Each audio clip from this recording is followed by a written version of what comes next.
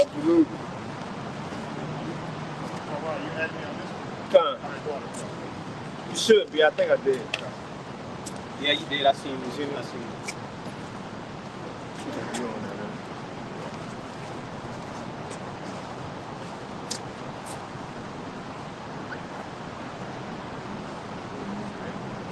Test. So it's Wednesday.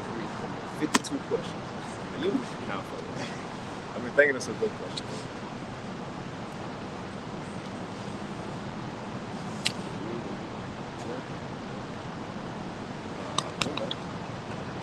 Do you want to read up? Shit, it don't matter. We keep it like this for right now. That's cool.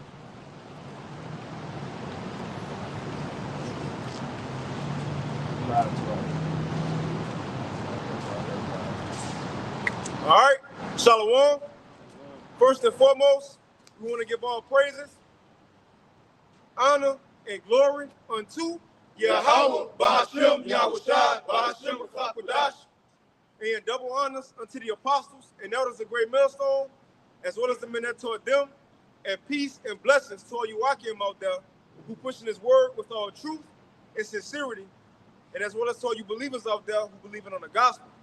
And it's a couple of brothers from the Great Millstone Houston camp or the Houston church, back out here with another opportunity to prophesy. First and foremost, to tell our people who they are. You so-called blacks, Hispanics, and Native Americans out there, that y'all not black, Hispanic, or Native American, but that y'all the Israelites. And we always got to make this point that it's not a so-called black or Hispanic movement only. We've been scattered for hundreds to thousands of years. And we always use Blake Griffin as an example. That took 3 generations, his father being a Haitian, and then you had Blake Griffin and his son got blonde hair, blue eyes, but guess what? That little white boy Haitian. You see? So we've been scattered for thousands of years. So our people gonna look different, but what's the determining factor on if you could be an Israelite or not? If you could believe in this Bible right here. So that's what the Lord ultimately told us, go prophesy unto the world, be prophets unto the nations. You see? So we here to tell our people who they are, and if you look like another nation, right, then if you believe what we say, you could very well be an Israelite yourself. Now also we are here to reveal the wicked, which is Esau Edom. I think it's on this side, huh? Yeah, it's on this one. Where you at? Esau Edom right here, the so-called white man. It said in end-time prophecy that the wicked will be revealed. And it's important because it said that the Lord, who the world ignorant know as Jesus, he can't come back except the wicked be revealed. Right. So that's what we also here to do. Tell the wicked who they are and let the world know. Also to pronounce judgment on Babylon the Great. So we living in a beautiful time, Lord willing, this street speaking do be edifying. Brother, got anything?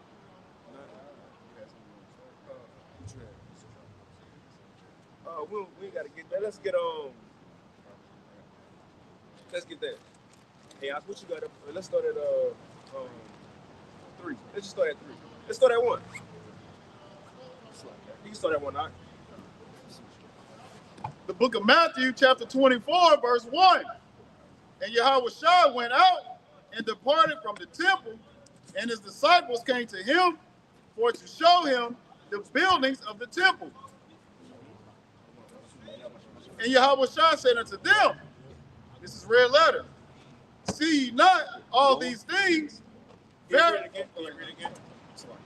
Matthew chapter 24, verse 1. And Yahushua went out and departed from the temple, and his disciples came to him. And his disciples came to him for to show him the buildings of the temple. And Yahushua said unto them, see ye not all these things? Hey, check this out. Now, again, I like the Apostle Gabal vision, right? So it said Yahushua was walking out the temple. Shalom, man. It said Yahushua was walking out the temple. And then the disciples came to him like, hey, all excited. Hey, Lord, man, look at these stones. Look at these stones. Now, where the stones came from? Why was the second temple? Because that was the second temple going back to when we came out of the Babylonian Empire, going into the Persian and Mede Empire. But it was renovated by Herod the Great. You see? It was renovated by Herod the Great. You see? So that's why I was like, oh, shit, look at this. So they was bragging on something that Edomite did. So that's why already your house like, man, they ain't where it's at. You see? You got it, dog. Now watch what he gonna say. Matthew 24:2. And Yahweh said unto them, see ye not all these things? Verily I say unto you, there shall not be left here one stone upon another that shall not be thrown down. Right. And you know, ultimately, too, when you think about it, because Yahweh told him, man, look, y'all worried about this temple. The day coming where ain't no stone gonna be left upon another. All of us gonna be thrown down. Now, even considering that, as Israelites, what's the point of the temple? That was where the Heavenly Father, that was the way that we had access to our power. You know, you had the high priest go behind the Holy of Holies, the mercy seat, the Ark of the Covenant, the Spirit of the Lord to beat up. You know? But that's how we was able to have access with our power here on earth. Now, when you go into it, think about it.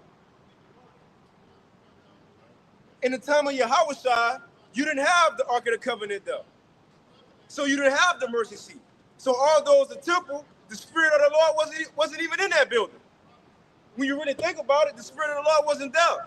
And guess who knew that? Yahweh, because he was the Ark of the Covenant. He was walking. The Spirit of the Lord was on earth. So that's why he was also, look, man, even how we look at these churches, yeah, they look nice and all that, but the Spirit of the Lord not in there. You know? But Yahweh going into all these things going to be thrown down. Now, he also prophesied to him. He talking about 70 AD. That's when it was going to happen. You got it, bro. Matthew chapter 24:3. And as he sat upon the Mount of Olives, so he sat down after that.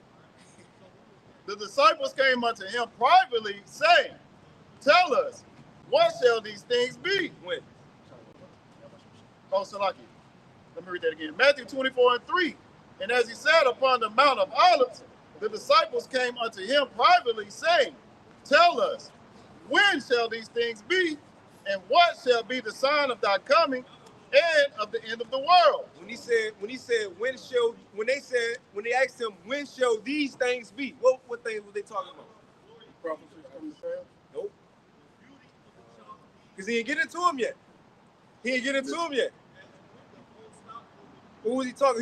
They said, when these things gonna happen? Read it again, the other verse. Because he ain't start telling them what prophecy is gonna come yet. You got it. Matthew 24:3. And as he sat upon the Mount of Olives, the disciples came unto him privately. Okay, because it's gonna tell you, and then we go read it, and then y'all know it. Hey, Shalom, Got it. Matthew chapter 24:2. And Yahweh said unto them, see ye not all these things? All these things, they were just bragging about the temple and the stones. So he said, y'all see all these things, right? Verily I say unto you, there shall not be left here one stone upon another that shall not be thrown down. Oh, you got it. Matthew 24:3. And as he sat upon the Mount of Olives, the disciples came unto him privately, saying, tell us, when shall these things be? And what shall be the sign of thy coming? He said, when shall these things be? What things? He was just telling them the stones to go be off the temple. They was bragging about the stones in the temple, how it looked, because it was renovated by Herod. But the Lord said, man, look, all these stones gonna be brought down one day. And they said, Lord, when these things gonna happen? So they was asking when the temple was gonna be destroyed, in other words. So right now in this chapter, he was about to tell them about 70 AD and in our time. You got it, bro. When shall these things be? And what shall be the sign of thy coming and the end of the world? So they asked a two-part question. Two-part question. You see, when the temple gonna be destroyed ultimately, and when the coming, show us some signs to let us know the end of the world and your coming. And that's when he go into what he go into. So a lot of these things happen in 70 AD, but we can spiritually apply them today. But some of these things didn't happen in 70 AD because they will happen today. You got it. Matthew 24:4. And Yahweh answered and said unto them, take heed that no man deceive you. For many shall come in my name, saying, I am Christ or Mashiach, and shall deceive many. And ye shall hear of wars and rumors of wars. See that ye be not troubled, for all these things must come to pass, but the end is not yet. Right, we clearly seeing that everything is happening. We were talking about the video from last night earlier, right? We clearly seeing everything is happening. All end time prophecies are already said go. All prophecies are already said go. We're not waiting on nothing no more. And again, I like even starting here because it said a regular average person said it's always been wars and rumors of wars. It's always been famines. It's always been this. Right? It have always been earthquakes in diverse places, but when have ever time in world history it's been all these things and the mark of the beast on the scene, mainstream media, and the Israelites waking up to who they are, and the wicked Esau Edom being exposed, and World War III about to begin. That's all we waiting on. And we seeing chariots, the coming of the Lord. What else we waiting on? And everybody, people should know America is Babylon the Great now. What else we waiting on? Nothing. Nothing. Everything is ready. You got it out. Judith 9 and 5. This is Judith chapter 9 and verse 5. It reads, For thou hast wrought not only those things, but also the things which fell out before. So this Judith speaking about the Heavenly Father. She said, look, everything that took place in the earth, you did it. You knew about it. It was your plans from the beginning. Everything that's happening is because of you now. And all the things that's going to come is because of you. In other words, the prophecies, right? You got it, bro. Can you read it again? Judith chapter 9 and verse 5. For thou hast wrought not only those things, but also the things which fell out before, and which ensued after. Thou hast thought upon the things which are now and which are to come. And which are to come, the prophecies. So we living in a time that these prophecies are being fulfilled. Again, what else can happen after this society? Before we finish that, because the Lord gonna say the prophecies are here and they're ready. Just sit there and really think about that. You have people who fighting over if it's more than two genders.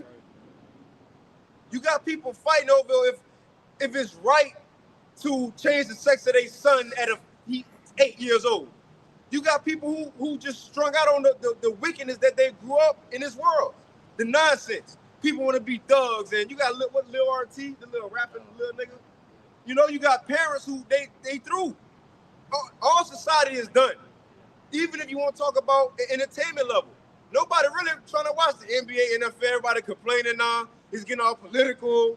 Even that, the politics in America is done. Nothing in order no more. So where could this go as everybody beefing within the world governments, all the nations trying to go digital? Where could this lead to a better society? No, it got to be a restart.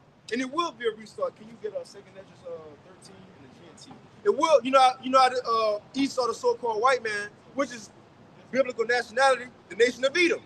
That's the last heathen ruler, according to the Bible. But you know how he got this saying within his government, order ab chaos. Meaning what? Order out of chaos.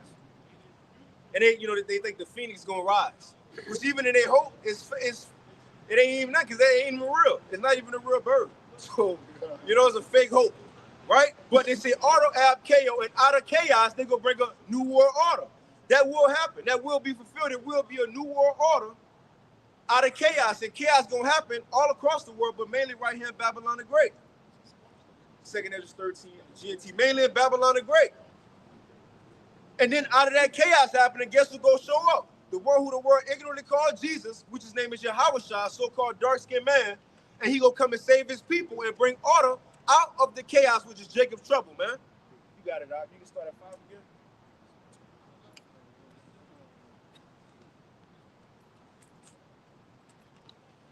This is Judith chapter 9 and verse 5.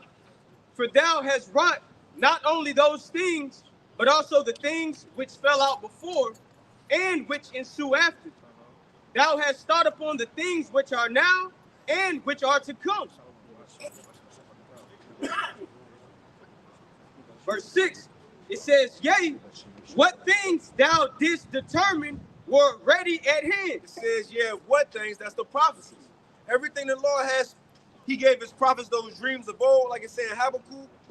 All those things that was written down, that was said of old, it says, yeah, what things thou didst determine were ready at hand. And that's where we at right now in world history. All the prophecies are ready to go. what prophecy are we waiting on, like to now granted we still waiting on stuff, but I'm saying like the MOTB, the technology is here. It's here. People got it in their hands and heads. The missiles in the silos. What else are we waiting on to be made to show? Like the other times, Paul was kind of saying it last night in Revelation 13. They've been saying this for a long time, but now it's like, here, we can see it. What else? It's not, I don't know how to put it. Everything should be obvious. What major prophecy is not obvious right now? No, they are obvious right now. That's why everybody turned into the scriptures. Because the Lord, he said it's ready. Let's get Habakkuk, since we mentioned Habakkuk too, because now it's speaking, man. You got it. Can you read that one more time? Sorry, 5. You can just get 4. And once you like that, yeah, what thing? Yeah. This is Judith chapter, I started 5. This is Judith chapter 9 and 5. It says, for thou hast wrought not only those things, but also the things which fell out before and which ensued after. Thou hast thought upon the things which are now and which are to come. Verse 6, it says, yeah, what things thou didst determine were ready at hand. They are ready at hand. Not saying you read it wrong, but they ready right now is the point. You got it. It said, lo, we are here, for all thy ways are prepared, and thy judgments are in thy foreknowledge. Right, so the prophet said, we here. The prophecies, that's how they speaking. So what they said, we here. Well, let's read it. Let's read it. It said, in Habakkuk, it said, the prophets are speaking, and right here they said, lo, we are here, man. We living in an exciting time. This is what Yahushua had to be talking about when he said, many righteous kings, rulers have, and judges, roughly paraphrasing, have desired to see the things that y'all see, that we see, but have not seen them. It wasn't their time for it to happen yet. Even Apostle Paul, he knew about Esau and what that is, 2 Thessalonians, but he even knew it wasn't time for it to happen yet. It was going to come a time when the wicked was going to be revealed, and that's the same time that everything else was going to be happening, man, at the end. Oh, you got it, huh? Habakkuk chapter 2, verse 3. For the vision is yet for an appointed time. And the vision, that's the prophecy. But at the end it shall speak and not lie. And what they said again, you still got it? Yeah.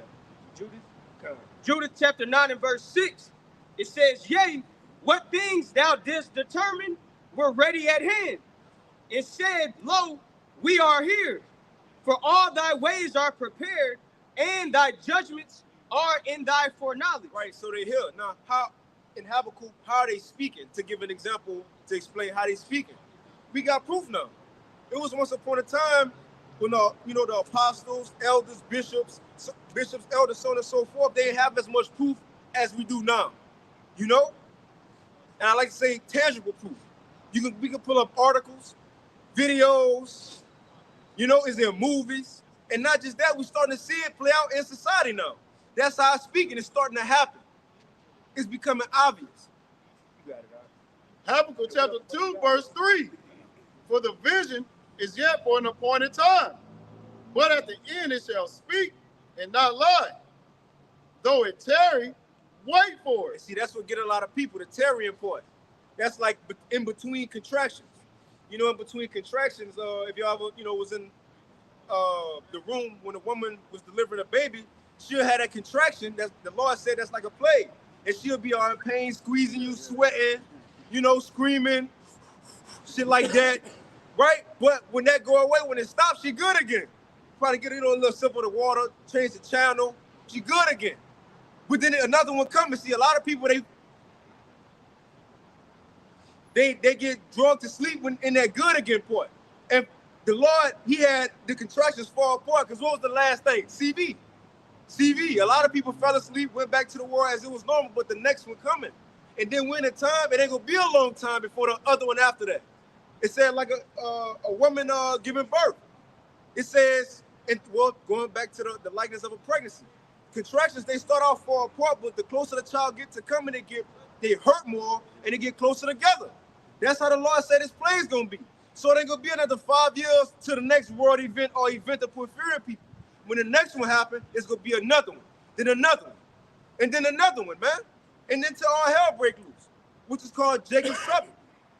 All we need is that one kickstart event or events. And let's get these precepts, but what the DHS and the FBI said is going to be multiple events like New Orleans that happened in January. You got stuff with them. Yeah, I got a precept.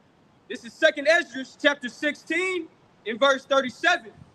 It reads, "Behold, the plagues draw nigh and are not slack, as when a woman with child in the 9th month bringeth forth her son, within 2 or 3 hours of her birth, great pains compass her womb, with which pains, when the child cometh forth, they slack not a moment." So going into what the brother was talking about, looking at these prophecies taking place is to the point where something is about to take place. And describing it to a woman giving birth is going to be felt, it's going to be a break. But like it says, it compares it to a woman in the 9th month. So it's coming soon, okay?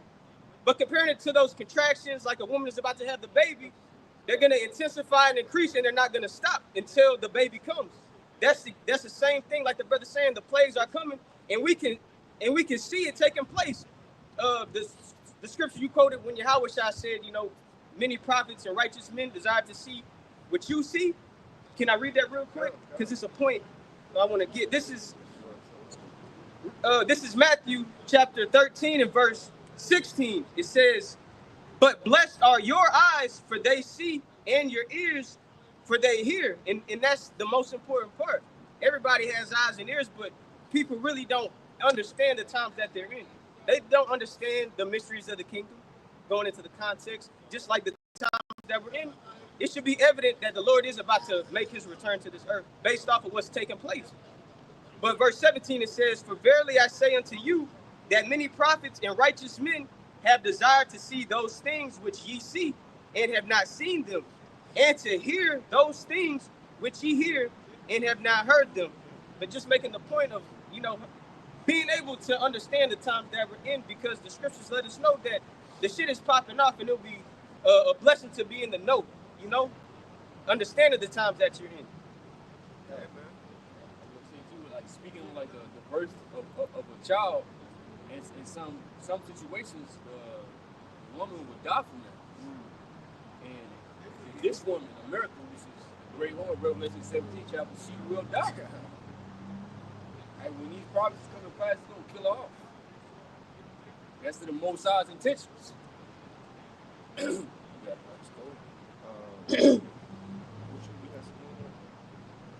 of fact, you're in 2nd Ezra 16. What you got?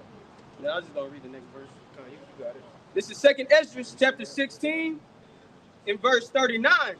It says, "Even so shall not the plagues be slack to come upon the earth, and the world shall mourn, and sorrows shall come upon it on every side." So it's coming, and it's going to be felt by everybody on the earth. It's no turning it back.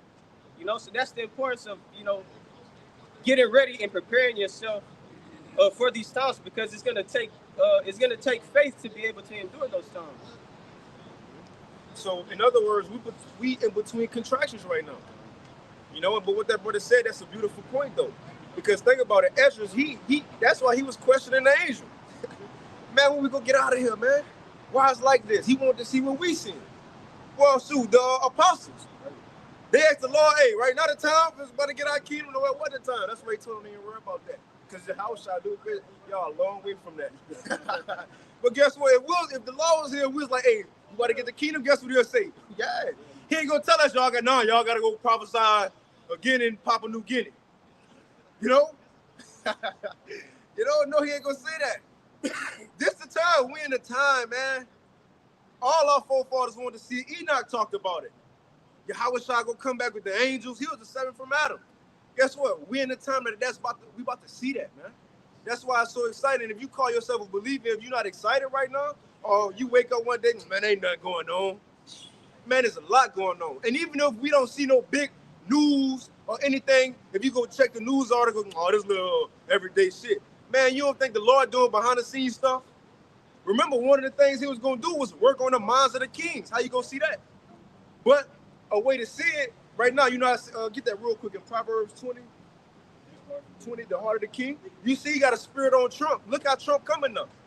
He got a spirit on them, man. Whenever brothers get it. Yeah, this ain't first term Trump. This ain't Trump that was in Home Alone.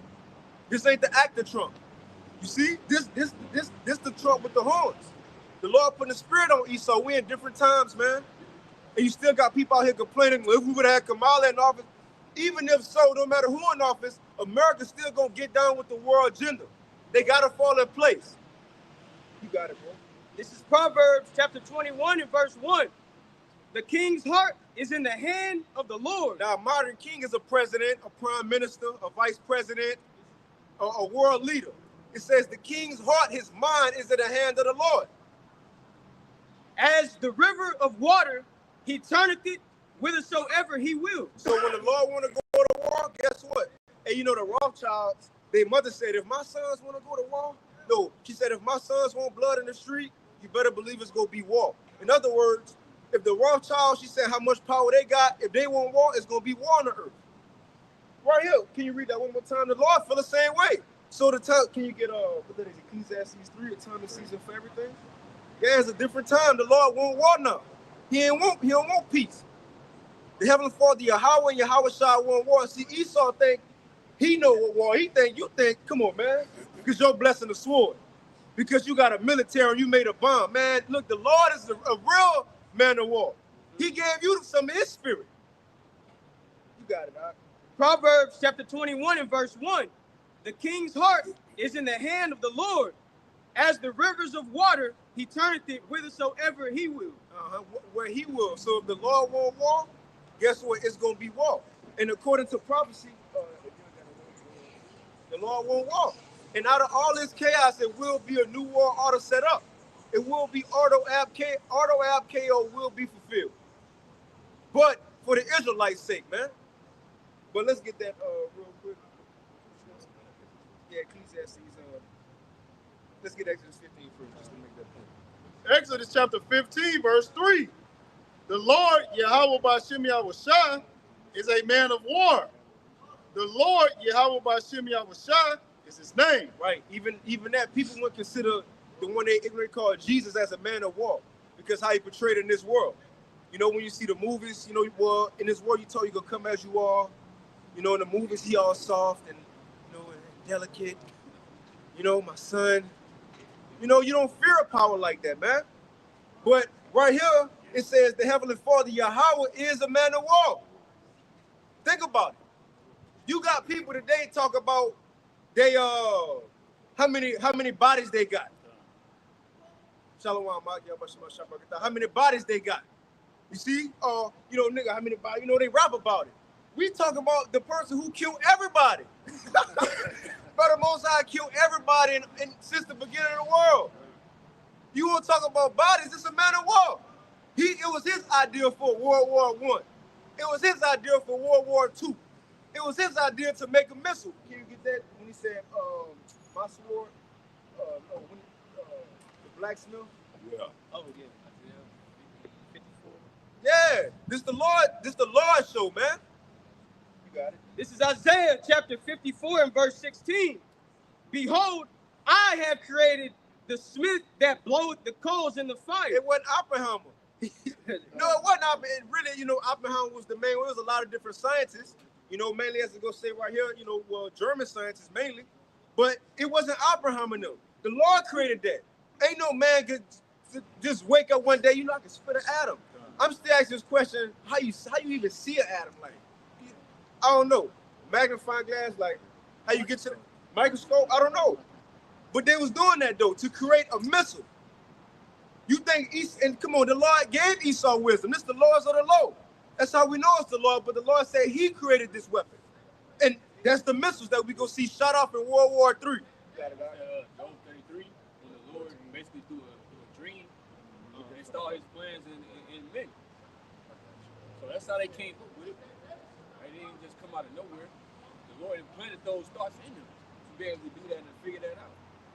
Because America had to be destroyed by these weapons, so they had to be created somehow. Job chapter 33, verse 14. For Yahweh power speaketh once, yea twice, yet men perceive it not. In a dream, in a vision of the night, when deep sleep follows upon men, in slumberings upon the bed, then he openeth the ears of men and sealeth their instruction. So that's how the Most High do it. Right? He says when the man is in a deep sleep. So it's not that you can recognize, oh, I feel the Most High working on you. You're not even going to notice. You're going to wake up and think it's your own ideas, your own plans and thoughts. Right? Before coming into the truth, because we know that the Most High controls everything. Right? But the average person don't know that. They feel like they come up with all of the great ideas and whatever this and that. But speaking specifically on the missiles, the Lord put that in their minds to do that. It's not just Esau, he was just so intelligent, right? Or like you know how they say the Germans are the smartest and this and that. The Lord gave them all of that. Right? This is the Lord's weapon. They don't even know this. Because when they get shot off, it said the Lord's spirit is gonna be in the middle. So they ain't gonna have no control over that. Even when you go into Joel, the 2nd chapter, they shall not break their ranks. The Lord controlling all of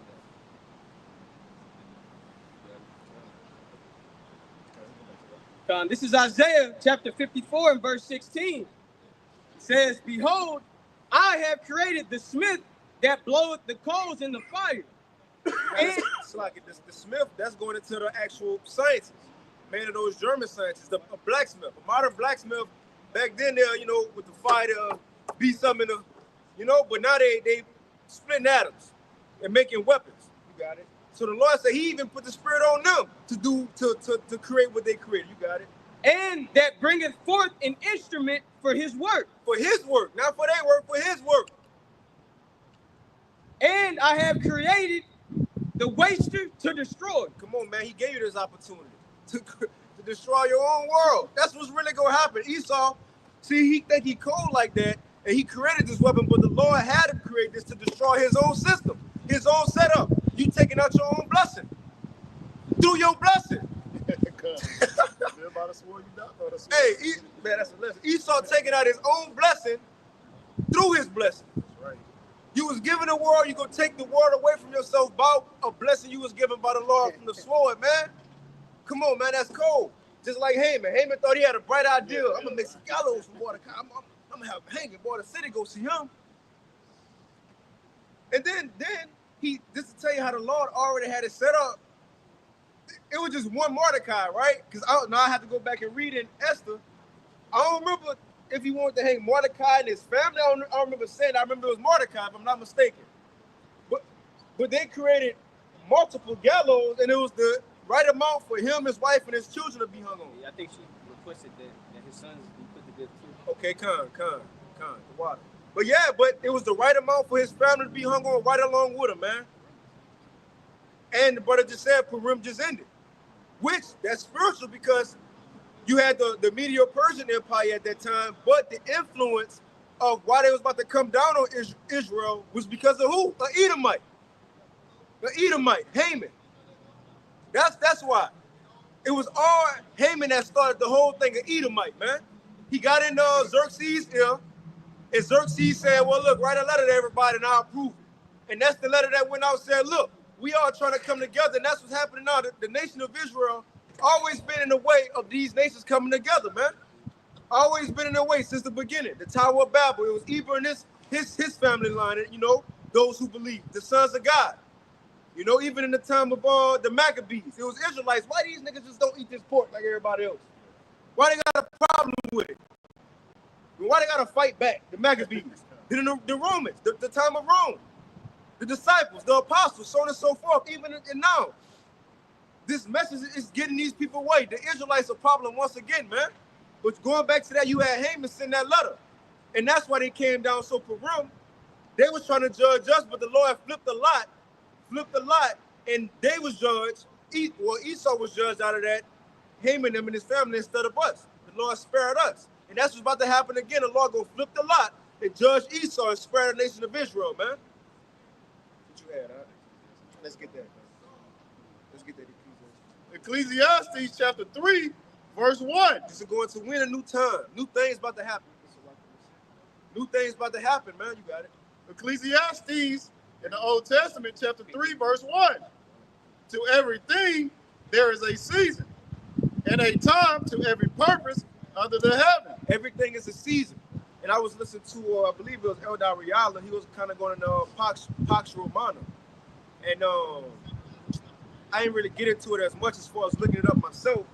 But if I'm not mistaken, at the time of probably will add, that's when Rome was kind of falling, and they was kind of saying pretty much, let's build it back up.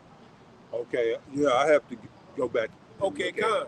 You know, but when you go back in history, when empires started to fall, they always had a last effort of, let's bring it back to where it was. Then it fell. That's where we at right now. Make America great again, golden ages. This the last ditch effort of being brought back to life. And so that's how we know it's even about to fall. But when they say, shall say peace and safety.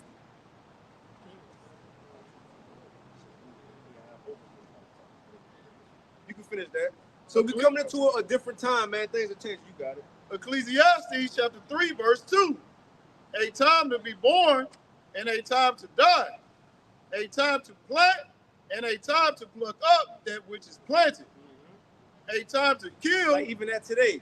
So like, now you good. I was listening to old interviews from people in America that was born in the, brothers be looking at all type of, but it was like interviews of people who was born in the 1800s, just giving their perspective of life at the time, so on and so forth. And then, watching stuff from like the early 1900s, but then they got on baby boomers, right? And I seen, they said from, I think it stopped at like 65. I forget the years, like 50-something to baby boomer years, but it was saying after World War II that every year after that, I forget the first year was like maybe 4 million babies was born in America, but after every year it increased like 1 million, like millions every year. So that was that baby boom era. The point is that was the time to be born. For example, that was the time of life. Now the law about to kill a lot of people. You got the dates? Yeah. 1946, that's when it started to 1964. And it says within that time, it was 76 million babies born in America. You see? Also, but even now, the law is still bringing children in this world, but for what? For judgment too. He got those Central and South Americans coming over here, not just to be immigrants and all. No, they're coming over here for judgment too. And he might spare some, but yeah, a lot of people, it's time to die now. And the law it's time to judge. You see? You got it. About to say something? Peace and for the American dream and all this. But it's gonna happen much worse than where that came from. How the Lord about to have things pop off, the things that the Lord about to have happening over here, they're gonna wish they would have never came. But Isaiah 13 chapter speaks about people fleeing, some people fleeing back to their own land.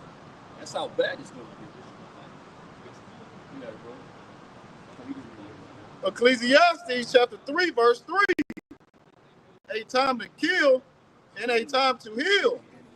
A time to break down and a time to build up. So I'll read this real quick. So Pax Romana from the AI overview. See, AI giving answers now. It says Pax Romana was a period of relative peace and stability in the Roman Empire that lasted from 27 BCE to 180 CE. It says the term is Latin for Roman peace. Now I'm gonna jump down. It says who ruled during the Pax Romana. It says Augustus, the first emperor, began the Pax Romana. Marcus Aurelius ended the Pax Romana, and other notable empires included Tiberius, Caligula, Nero, and Hadrian. So Nero, hey, you notice that, So, but you got it, all right. You finish reading a little bit of it. I'm going to jump to 8. When they say a time of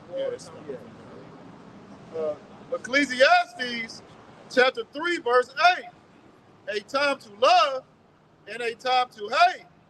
A time of war and a time of peace. We ain't in a time of peace. It's a time of war. Right?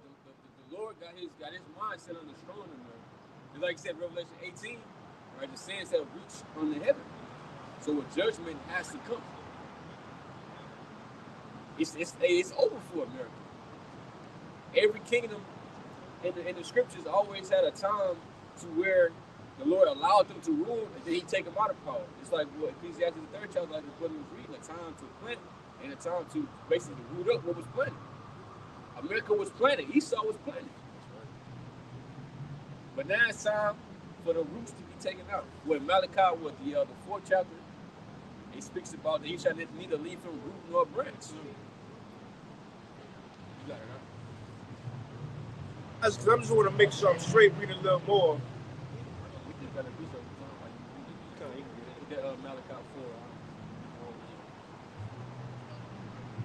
But it said Whenever you're ready. it said the Pax Romana ended, and I you know, it's, you know, I kind of do a little research on it too. But it says the reign. It says how did the Pax Romana fall? But it says the reign of Commodus ended in 192 AD with his assassination, which sparked a civil war that brought an end to the golden age of Roman history. So, but I don't know if this is before or after. So, Salakia, I have to look a little more into it, you know. So, you got it, Malachi chapter 4, and verse 1. For behold, the day cometh that shall burn as an oven, and all the proud, yea, and all that do wickedly shall be stubble. That don't sound like peace to me. See, the day come that shall burn as an oven. And what that's talking about? That's talking about the destruction of America by nuclear fire. Right? America will be burning. That's why it's referred to as the lake of fire in the book of Revelation. All right? What people mistakenly think hell is, a place you go be burned. It's talking about America. This place will be on fire. All right? And it said that they that were proud, what is it? And all the proud, yea, and all that do wickedly shall be stubble. Shall be stubble. So they're gonna get burnt up, right? And we don't even know. We know that nuclear fire ain't nothing to play with. We ain't never witnessed nobody get, burned by that. Or the amount of damage that it can do to a person. And when we know it's tragic. From how the scriptures describe what's gonna happen, how people gonna melt. Right? When you go to stubble, it's like straw. And straw, when you add fire to it, burns fast, like the brother said. The elements are gonna melt like fervent heat, so you're gonna melt. Malachi chapter 4, verse 1.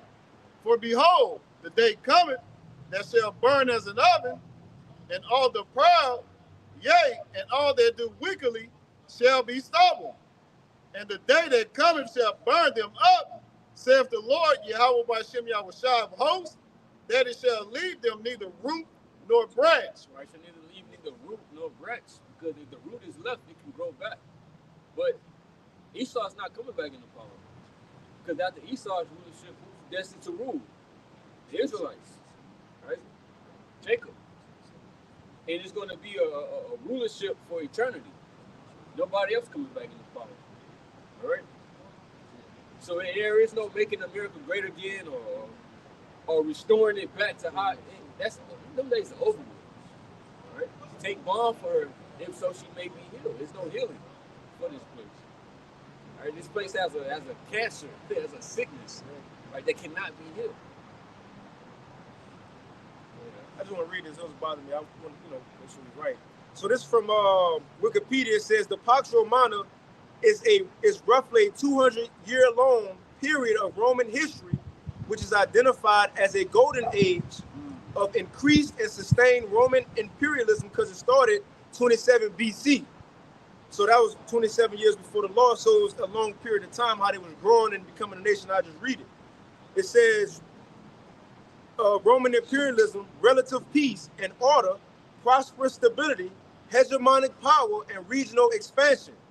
This is despite severe revolts and wars and continuing competition with Parthia.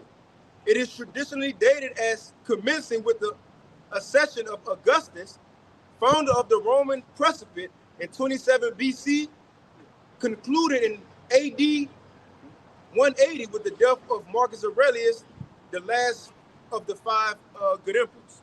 So it was a span of time. So like I was wrong on that. It wasn't at the end that they were trying to, get themselves back going and talking about a golden age. So Salaki, I was wrong. It's the beginning of their empire, rising, becoming great, and it, started fading towards the end. But like Shamala was just said, although now the golden ages are done with.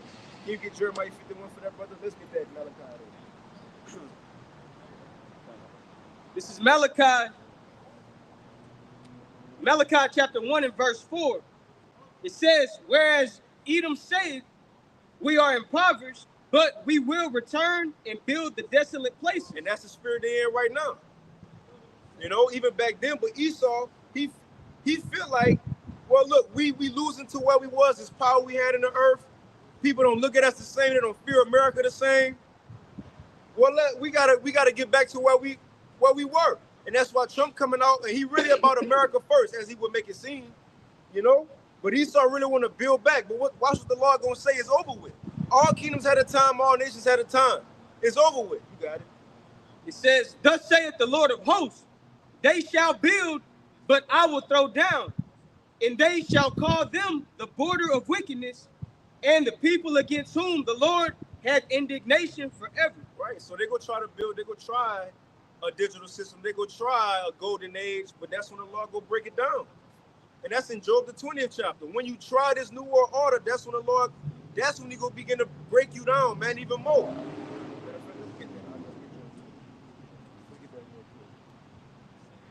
You know, and that's why it's beautiful to see. You know, all we have to do is come out here and prophesy in the Lord's word or do what it's supposed to do. Time. Just let it play out. See, Esau time is against him, not us. He have a short time. We have forever. We have forever. He got a short time. Well, you got it. Whatever you can. Job 20. Let's start at 15. Job chapter 20, verse 15. He hath swallowed down riches, and he shall vomit them up again. Yahweh Bashem Yahweh Shah power shall cast them out of his belly. Right. Everything Esau gained in his time ruling, since the Greeks, the Romans, because Esau got a lot of ancient artifacts, gold, you know, different relics. Esau got a lot of stuff from history. They go and dig up the earth. They still probably got a keg of that wine Yahweh Shah made in Cana of Galilee. Ain't no telling what Esau, man. I'm being funny, but you know, but Esau got old. Well, it said it in Wisdom of Solomon too. Let us get the best wine of the earth. Not saying they got the lowest though, but Esau got everything. The Lord said, whatever you have gained in your time ruling, all of it's gonna be gone. All of it. Let's get that real quick, guys. This is Sirach, or Ecclesiastes chapter 10.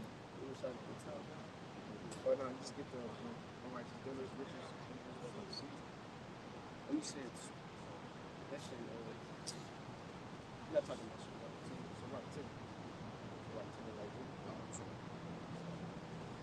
This is Sirach chapter 10 and verse 8. It reads, "Because of unrighteous dealings, injuries, and riches got by deceit, the kingdom is translated from one people to another." And I wanted to get this because the way Esau ran the world, the Lord said what he got go be translated from one people to another. They ain't just go disappear. Because when we go back, the Lord said he go take everything from Esau. Right. That's the beginning of us getting everything. You see? Not saying we gonna leave this world with anything. Right? But the Lord about to bless us, man. Esau got his blessing. Look at what he had. But the Lord gonna take everything from Esau. It even said that in Job. Even with his wisdom, you know, they plans ain't working like they used to. They can't fake the people like they used to. Their wisdom being taken from them. So on and so forth. But ultimately, they domain over the earth, this whole beast system, the authority that they have over the people, over lands. But think about it. We're supposed to just be on the earth and somewhere be, but you got to get a passport, an ID, go through approval to fly to, you know, to do what you want to do. You got, even in America, you got to go through checkpoints and have a little easy tag. Just imagine what it's being up and just having everything, but then losing that. That's how the Israelites were. That's how the Lord did that to us. We was up. The Lord took everything from us. But Esau gonna be like that for 1,000 years, a 1,000-year period. But he's never gonna rise again. They gotta deal with that. And we got a hope of returning back, or even better than we were before. All right? But Esau, he gonna be through. Job chapter 20, verse 15. He hath swallowed down riches, and he shall vomit them up again. Yahweh Bashem Yahweh Shah power shall cast them out of his belly. He shall suck the poison of asp, the viper's tongue shall slay him. He shall not see the rivers, the floods, the brooks of honey and butter. Now this going into Esau the wicked. Can you jump up just to get who was talking about, like verse 4? You say the wicked. Yep, verse 4 real quick. Just to get who we talking about, because it keeps saying he. Who is the he? It's talking about the wicked. Esau Edom, and he just The brothers just got Malachi 1 and 4. The wicked is the nation of Edom. You got it, bro. Job chapter 20, verse 4.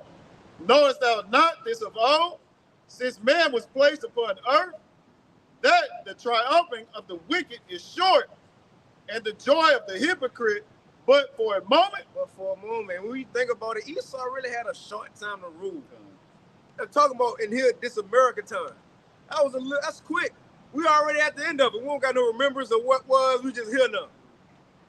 249 years, you made it. Bro, we about to have forever. Like, think about that. Think about that. So it says, no, it's not this of old. All kingdoms had an expiration date. But especially Esau. You don't think his end coming? That's what our forefather Asaph said in Psalm 73. Because he even was like, man, why is these people winning in the earth? Why is the wicked winning? And I'm over here serving the Lord and I'm living a hard life. But he said until he got into the scriptures, went into the sanctuary of the Lord, then he understood it. Then he understood therein. That he says it's going to be a slippery slope. As soon as it started, it ain't going to stop. They're going to come down quick, like the brother said. Think about that. Especially these elites. Even these everyday rich Americans. You know, what's a rich neighborhood? River Oaks. Sugarland. Overnight, they're going to be turned into a homeless person.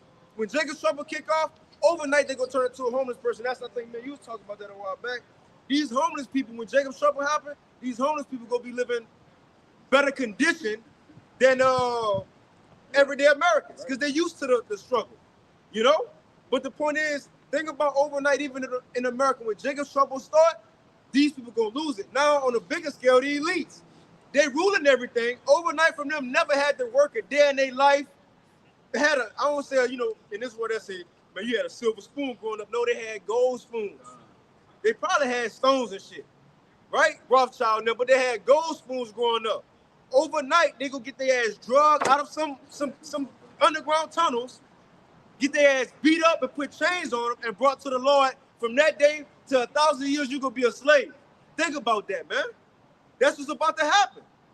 Let's read it, Doc. You got it. He's a man in the field, right? Get your ass in the field. Hit him with that Sparta kick. Yeah, Get your ass in the kick. This is Israel. You know? Job chapter 20, verse 6. Though his excellency mount up to the heavens. Boy, that's gonna be something to see though. The Rothschild up in the field and shit, never working a day in their life. Man, you got it, Oxalaki. Job chapter 20, verse 6. Though his excellency mount up to the heavens, and his head reach unto the clouds, yet he shall perish forever like his own dung. They which have seen him shall say, where is he? It's all gonna be over. Can you jump down back to 16 or 17? It's all gonna be over. It's all gonna come crashing down. And when that happens, nobody gonna be in the kingdom talking about, man, tell me about Alexander the Great. You know? Yeah, tell me about L was here, Jake. You know? We believe. But you know, they ain't gonna be asking about no Edomite history no more. Rome, man, how was Rome like America? America ain't gonna be looked at as the great nation in the kingdom. That's gonna be like, bro, that was a wicked ass place. You know how we look at Sodom and Gomorrah now? That's how everybody, our children in the kingdom, like, man, I heard, man, y'all, Abba told y'all the story about America. Nah, he didn't tell me. He said it was a scary story. He didn't tell me, you know. You know, he said people thinking that men thinking it was women. You know, but yeah, that's gonna be a place of shame, man. That's gonna be a place of shame. Ain't nobody gonna worry about Rome, the Greeks. Really, nobody go ask about no other heathen nation once we rule. That said that in Daniel 2. Once the stone come, the whole statue gonna be broken and blown in the wind like chaff, which means it ain't gonna be thought about no more. You got it, Doc. Let's finish that. Job chapter 20, verse 17.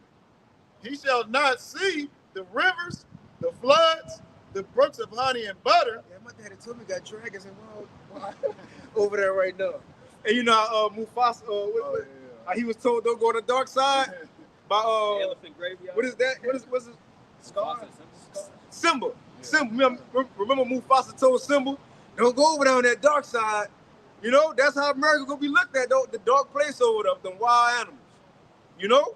That ain't gonna be nowhere. That's gonna be a place of what not to do. And that's gonna put fear into these other nations from here on. You got it, bro. Job chapter 20, verse 18. That which he labored for shall he restore, and shall not swallow it down. According to his substance shall the restitution be, and he shall not rejoice therein. Think about what the Lord is saying right here. Can you read that one more time, Mark? And he's talking about Esau. He said labor. It don't mean he worked, actually worked for it. It's like the precept in 27. He's going to show you how you got it. Job chapter 20, verse 18. And you know what's cool as we read on is we're going to Imal too. You know, the sword, and he had the people working, it's all going to turn on them at once. Job chapter 20, verse 18. That which he labored for shall he restore, Shall he restore? and shall not swallow it down. According to his substance According to his substance, shall the restitution be. shall the restitution be. I'm going to stop there. Well, you got a little more? It's a comment. And he shall not rejoice therein. Right. According to his substance, shall the restitution be. What was Esau's substance? That's a question for any of y'all brothers. What was his substance that he was given? The earth. Shall the restitution be. And when you go into the word restitution, one of the similar words, or I think it's in the definition, or like a similar word, but it's reparations. It's reparations. One of the words, I think it's an etymology maybe, or it's like a similar word to restitution on Google. You know what I'm saying? How I show like similar words. But the point is, our people crying about reparations. Kendrick Lamar, it is for the acres and the mule. It ain't about music. You feel me? Man, we way past that. Even if niggas get a mule, they ain't gonna know what to do with it. Well, knowing the nigga, they'll probably cook it, you know, scared to touch it, taking a picture, you know. They ain't gonna know what to do with 40 acres. They ain't gonna know how to build. Now you probably got some people out there, but even if Jake builds something, man, you could be beefing. You could have niggas on the corner of it. They gonna want to have a, come on, man. Same American shit that's gonna be on your 40 acres in a mule. And so it ain't gonna work. We want what the Lord, we want real reparations. We want the world, man. That's what the Lord is saying. According to his substance, shall the restitution be. You got it, out.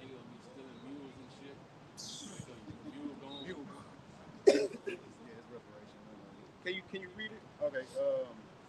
Restitution, I just typed in synonym. I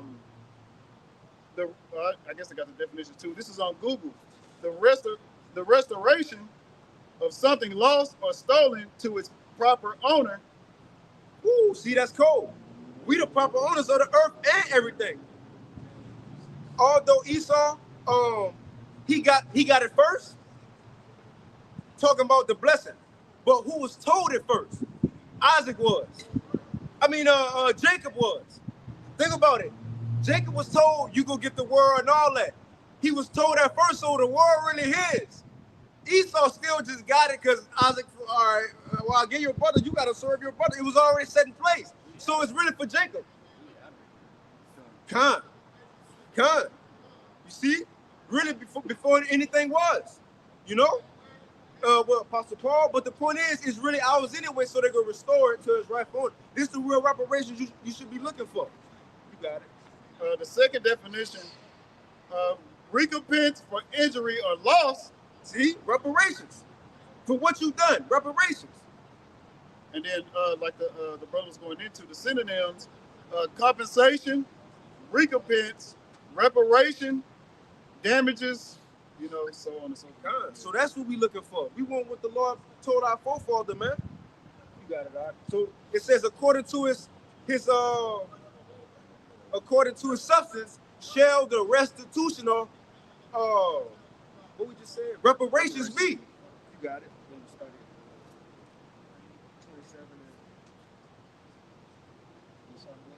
Let's get Isaac blessing.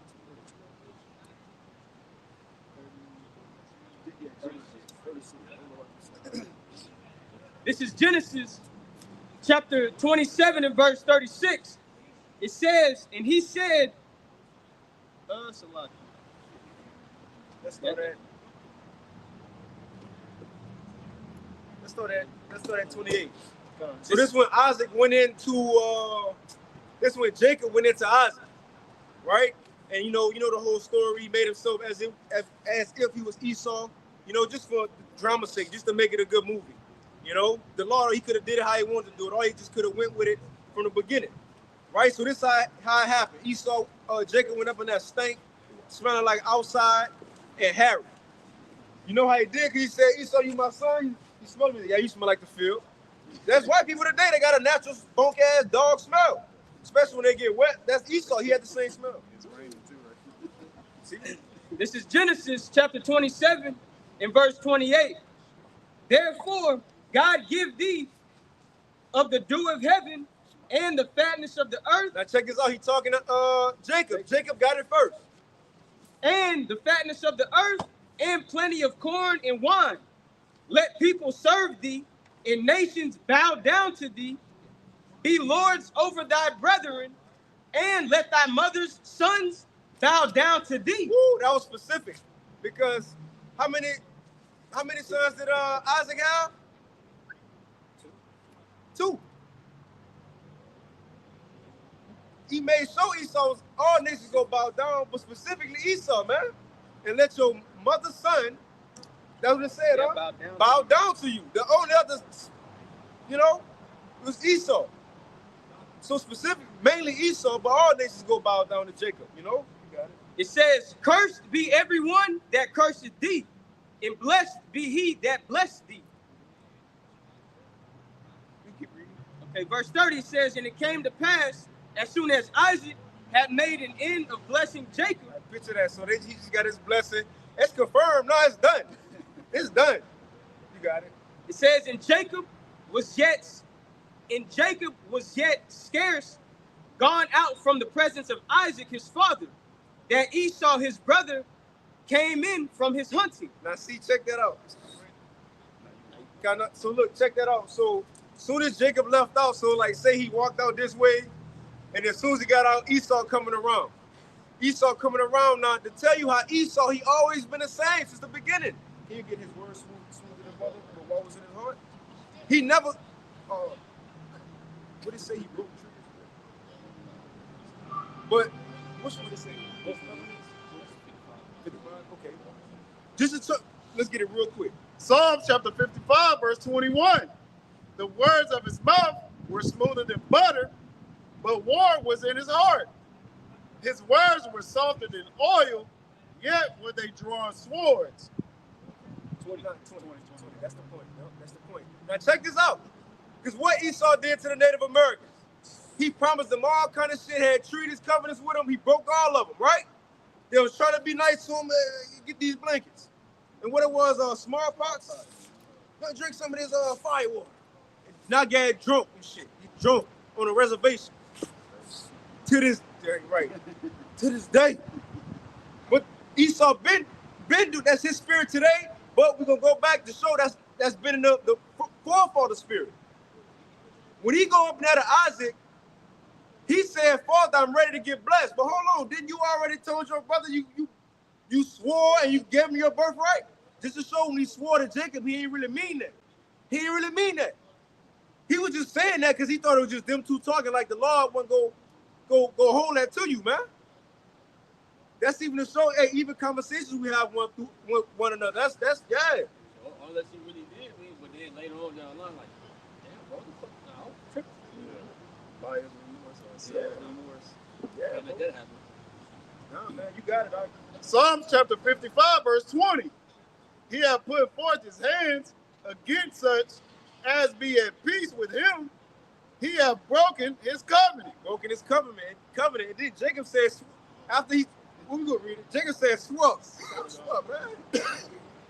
Then he said, what is it gonna do for me? You got it. Yeah, we already read that one. 21. We already read that one. That's cool. I just want to get he broke his covenant. That's in their spirit. You can keep going on that. So Jacob just left out from getting a blessing. Esau coming in now. It says, Genesis chapter 27 and verse 31.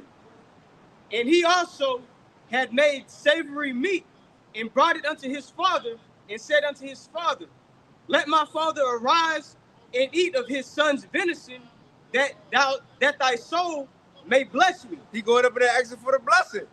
Come on, Abba. Because you know it says Isaac, like Esau, that deer he made. Which even today, you know, we say Esau can't cook. White people don't really got seasoning. They can't cook like. But when you talking about barbecue and smoking something, boy, Esau got it. Like the pit master show. He called on that pit, but like regular, he ain't got it. They ain't got it. They ain't got it. But you do got some Edomites out there who some pit masters of the smoke. You know, they know what they doing with that, right? Esau had that same spirit. Isaac, he was fucking with Esau deal. So he came and was like, look, I got what you wanted. Come on, stand up to bless me. Sean, he forgot about this. Let's read that real quick. Genesis 25, when he said, like 40 something. 40 something. Let's see. 32. 230. 28. All right, 28. Yep. Genesis chapter 25, verse 28. And Isaac loved Esau because he did eat of his venison, but Rebekah loved Jacob. And Jacob saw pottage, and Esau came from the field, and he was faint. Now see how the Lord the Lord cold. Now Esau was a bad man. He was a skilled hunter, just like Esau is today. He got bird whistles that sound like a bird. They make the whole thing with the camouflage, just staking out a deer and shit. Esau, a wise hunter. Esau was a wise hunter back then. Remember, they got that from him. How we got our spirit from our forefathers, you know, they got that from him. But on this day, the Lord ain't have him catch nothing. He ain't getting nothing today. The Lord ain't had nothing coming around, probably missing his shots, getting frustrated, came back with nothing. Then he seen, Jacob cooking, got the seasoning going. The Lord probably had a wind blow right over Esau's nose. You see? Went over there. Now you got it out. Genesis chapter 25, verse 30. And Esau said to Jacob, feed me, I pray thee, with that same red pottage, for I am faint. Therefore was his name called Edom. And Jacob said, sell me this day thy birthright. See, he went straight forward. He went straight forward because, it's spiritual and so cold, it had to be on his mind, though. It had to be on his mind. He probably was thinking, for that to be the first thing out your mouth. Hey, brother, can I get some food, bro? I'm tired. Send me your birthright. That's the first thing you say? That's what you think about? Come on, man. You got it, Doc. The Lord had it put it on, probably put it on Jake's spirit to kind of consider, like, man, you got it, though, bro. Because it was his in the first place, though, You got it. Genesis chapter 25, verse 32. And Esau said, behold, I am at the point to die. And what profit shall this birthright do to me? And Jacob said, swear to me this day. So see, he knew his brother, swear. He told him, swear this. He probably knew Esau from growing up with him. He be lying and shit. They say he was the wicked are estranged from the womb. They're going straight speaking lies. He grew up with him. That was his twin brother. You don't think he knew him? So he said, swear to me then. Let's see if Esau swore. Genesis chapter 25, verse 33. And Jacob said, swear to me this day. And he swore unto him, and he sold his birthright unto Jacob. Then Jacob gave Esau bread and pottage of lentils, and he did eat and drink, and rose up and went his way. Thus Esau despised his birthright. He didn't care about you about this own. Yeah, he gave me lentils. It's crazy, bro. Cause it's like it had to be a lawyer, bro. Cause how could that just come in somebody's mind, like Jacob mind, like, all right, shit, I want you to sell me your birthright for this food right here. Like that's not even like a reason. It's not fair. Yeah, it's not. Yeah. But the Lord had that. Apples to apples. Yeah. It's like you trying to, I cook something, you trying to get out, hey, give me a house. Yeah. So that ain't like. He was straightforward, bro. That was it. Let's go back to that. This is Genesis. Let me go get that EQ second of the six. This where we at right now is the point. That blessing he got, because again, no other nation was given the rulership over the whole world, right? But Esau. But Esau. So everything according to what he got, if that's gonna be the restoration. So the next people who gonna take what he got, guess what they gonna have? The world. So see, it only makes sense that the only two nations who was given the promise to rule the whole world, is Esau, we're his now, it's only obvious that we about to get ours next. If our Lord come and get this, and he got to give everything up. You think Yahweh gonna take half in? I'm gonna just get Jerusalem and I'm gonna give Putin. No, we keeping everything, man. Plus more. Plus more. You got it, man. This is Genesis chapter 27 in verse 32.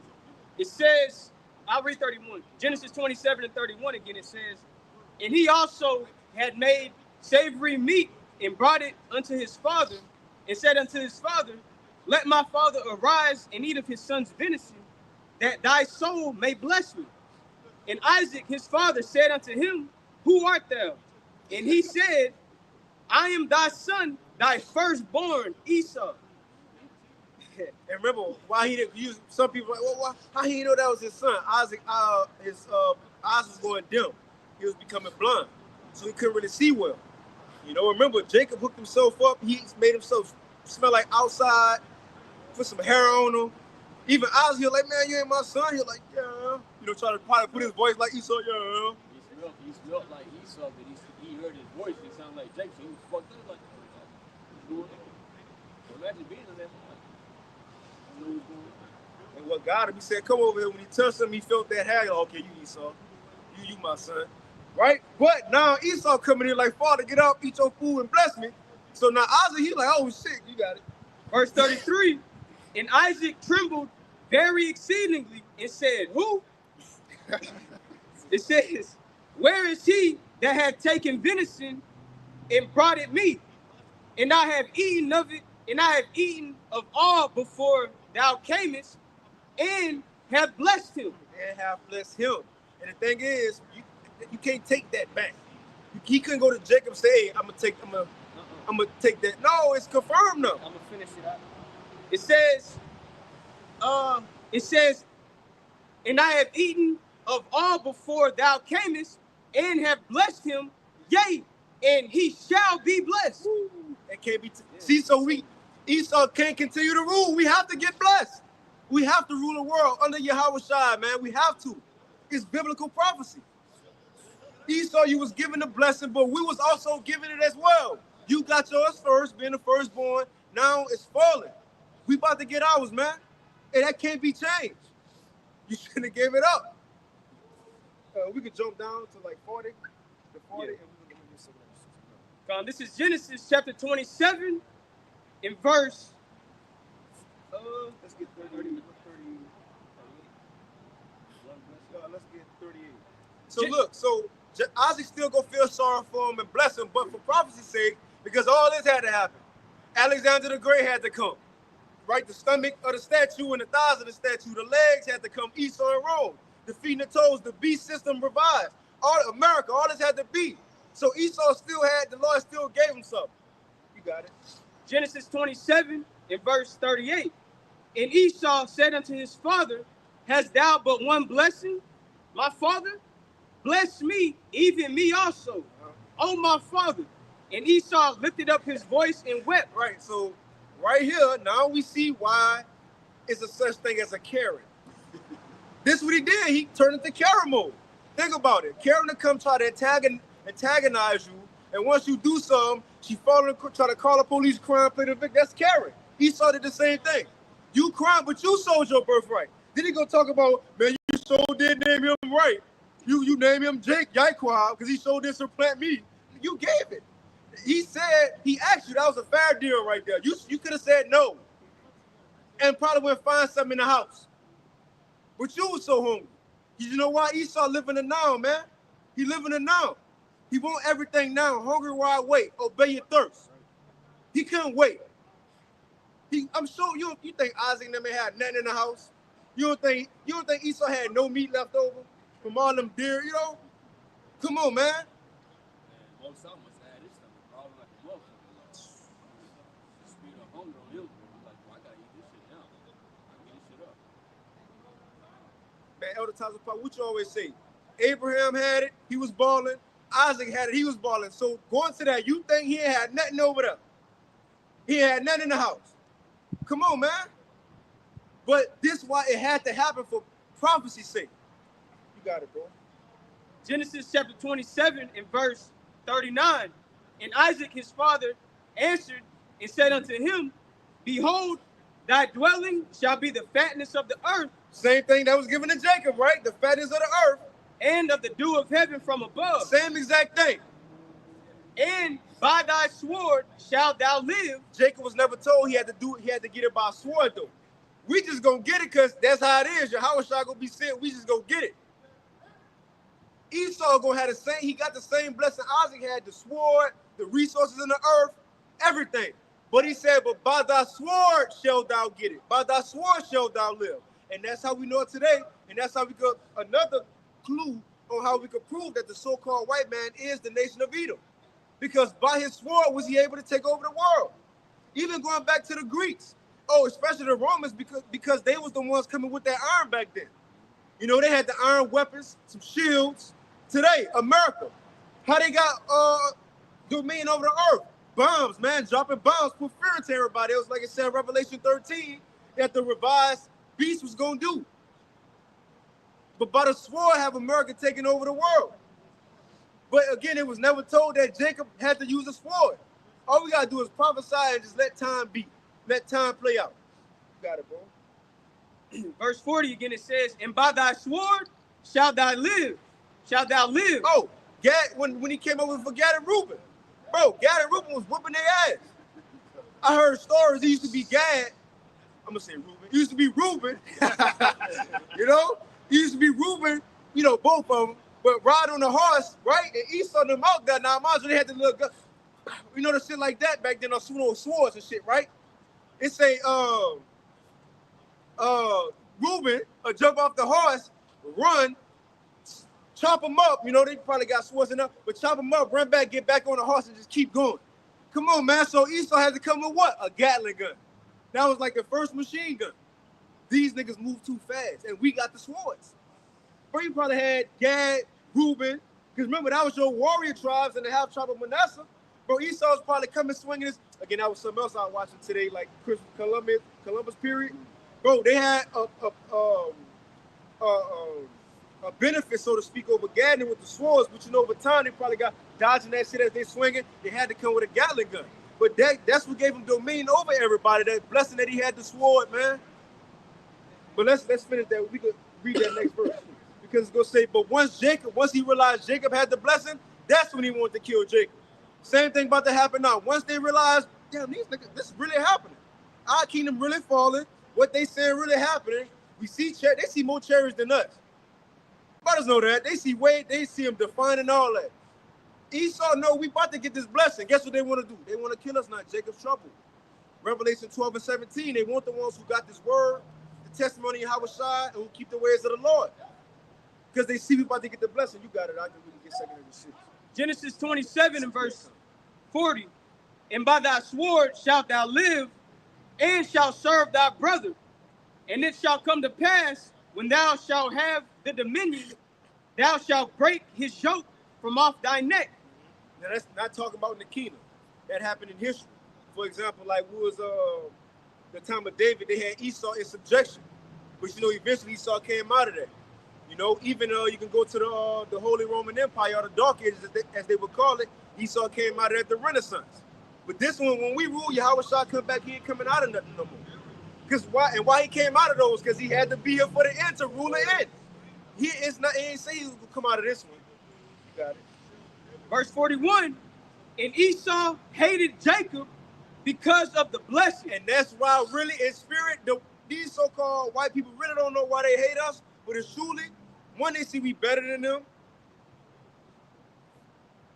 but they don't, the elites know, but the average person don't know, but it's truly because we have the blessing. And that's why these elites, they make it a point to make sure our people dying off, poison our neighborhoods. So they make it a point to kill Jake off because they know we have the blessing. Now, the average person don't know that. It's just in their spirit to hate us because, you know, that's how it was set up while we was in the womb. But mainly it's because we have that blessing, though. That's why, man. And when he seen Jake had that blessing, that's when he wanted to kill his brother. Now they see we about to get the blessing, that's when they gonna want to come down on us, man. You got it. Verse 41. And Esau hated Jacob because of the blessing wherewith his father blessed him. And Esau said in his heart, the days of mourning for my father are at hand. Then will I slay my brother Jacob. So that's the point we at now. We about to get the blessing. Esau want to come down on us. Let's get that real quick. Second Ezra chapter 6, verse 7. Then answered I and said, what shall be the parting asunder of the times? Or when shall be the end of the first and the beginning of it that followeth?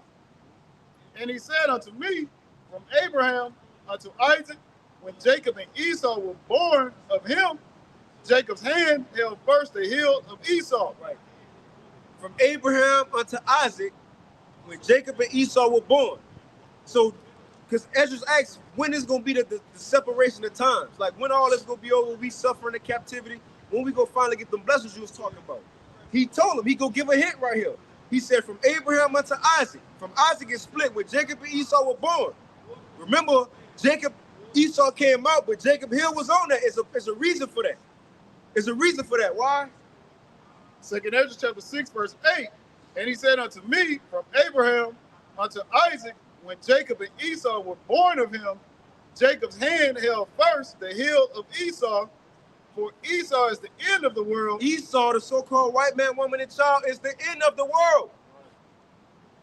And Jacob is the beginning of it that follows. It's just Bible prophecy, man. The so-called Negroes, Hispanics, and Native Americans, we gonna rule next. The Israelites, man. Which again, that's the names we've been given in captivity, and it ain't just to the people who look like us. You can look like any nation, but if first and foremost, if your bloodline go back to the nation of Israel, you're Israelite. But we ain't gonna find that information out today.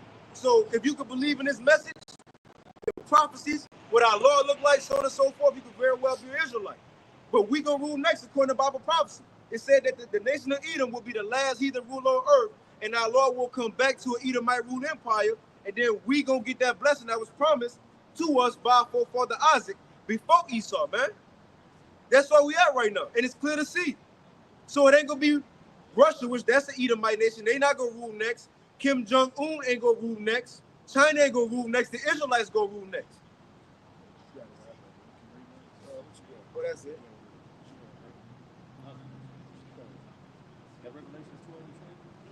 This is Revelation chapter 12 and verse 12. Therefore rejoice, ye heavens, and ye that dwell in them.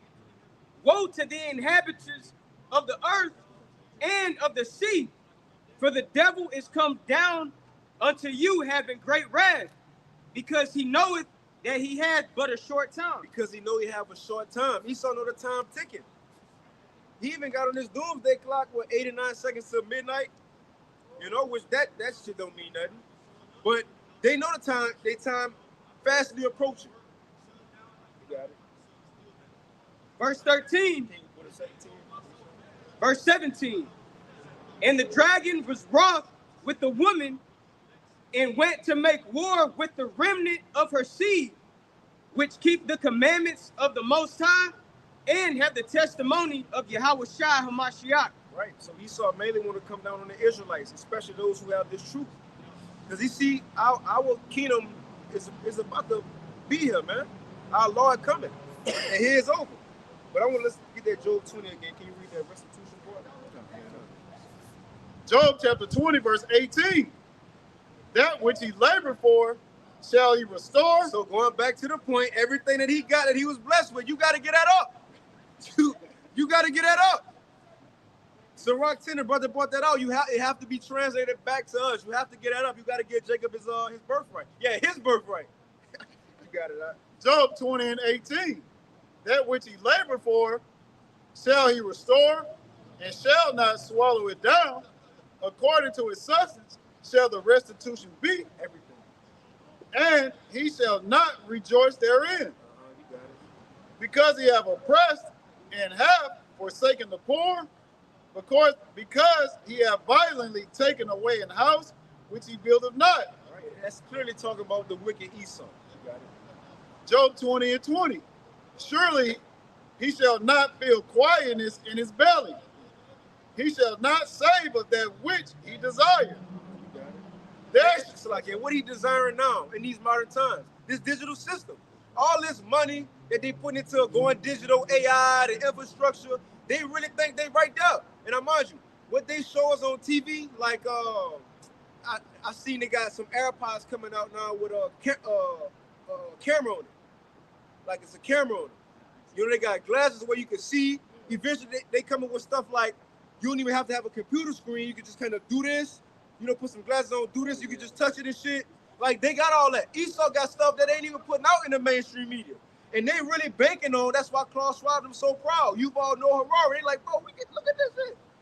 They think about this AI and technology the Lord blessed them with. Now they found it to this point. What they designed is a digital world, like the Apostle Orion Live said last night. Stargate.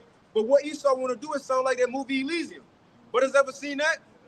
Elysium. If you haven't, you know, it's a good watch. But the elites had the people on earth, the poor people oppressed, pretty much in camps, so on and so forth. And Esau was in space in like a fucking retreat, living it up with technology and all that stuff. That's kind of in Esau's mind, but what he desired, it ain't gonna happen though.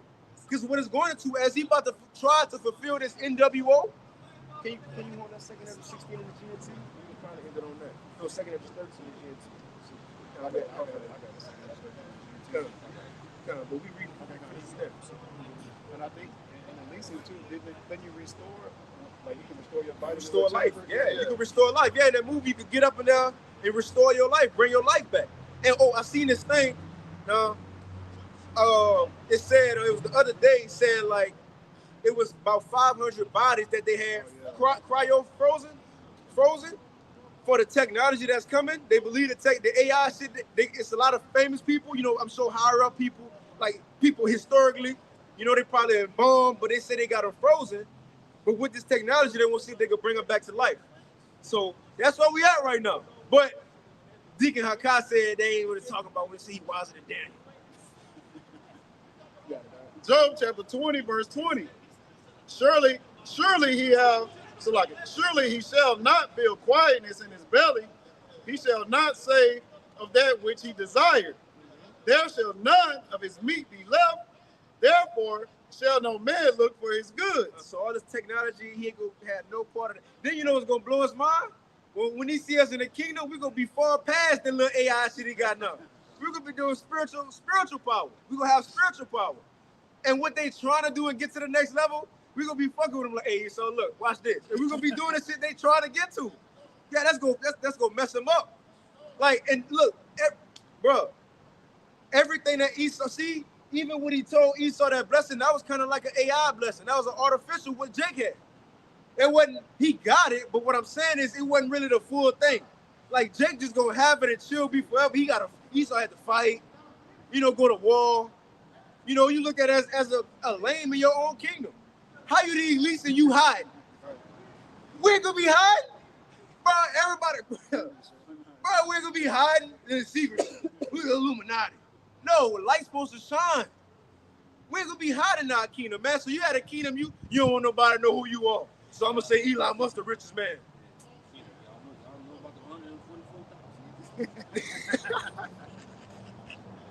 Like the Illuminati and shit, huh? And like a secret society type shit. Yeah, we're gonna be hiding. It's gonna be out in the open who the kings is, man. It say that in Zephaniah. I believe Zephaniah or Zechariah be getting mixed up. I says I'm gonna give y'all praise and fame. Zephaniah, we ain't gonna be hiding, man. You know? But let's finish that out. Let me get in on this second. Job chapter 20, verse 22. So this shit trash is the point. And going back to the point, so what else Esau trying to do in his kingdom? Because what I'm getting at, the way, can you get Sirach 10 and 30 real quick, bro? Sirach 10 and 30. The way Esau ruling right now is so low level. Like people praising Lord the Rothschilds because of money, right? But when Esau see how we gonna be in the kingdom, like I'm talking about the kings of this earth, when they see how we gonna run stuff, how we gonna be, how we gonna conduct ourselves, how we gonna help the people, so on and so forth, rule the earth, and not just that, how we gonna have the power that they want. They got technology, like they battery can die. It's gonna be in us. I can do it with my hand. Look at this shit, right? I ain't gotta put a chip in somebody's brain. But not just that. The other point I want to make is, what else is Esau trying to do? He's trying to go down into the water. He's trying to go up into heavens. He's trying to search the whole earth that's here. We gonna do that with ease. So what all he trying to do, we just gonna do that. And that's gonna blow his mind. You got it, all right? This is Ecclesiastes chapter 10 and verse 30. It reads, the poor man is honored for his skill, and the rich man is honored for his riches. He that is honored in poverty, how much more in riches? So like you can't read it again. Ecclesiastes chapter 10 and 30, it says, the poor man is honored for his skill. The poor man, now check this first verse, go into how it is right now in Esau kingdom. And the verse after go into how it's going to be in our kingdom. It says the poor man is honored for his skill. Nobody wouldn't care about an Israelite. The only reason people care about Israelites is because the nigga could dunk. Because he can shoot 3-pointers from the logo. Because he can rap. Because he can dance, he can sing. Right? Or he got a lot of followers, entertainers. For our skill. Or you could, and not just saying niggas. Southern Kingdom. Northern Kingdom. Bro, the world love them. That's your best soccer players. Most of the MLB, Major League Baseball, that's full of Northern Kingdom.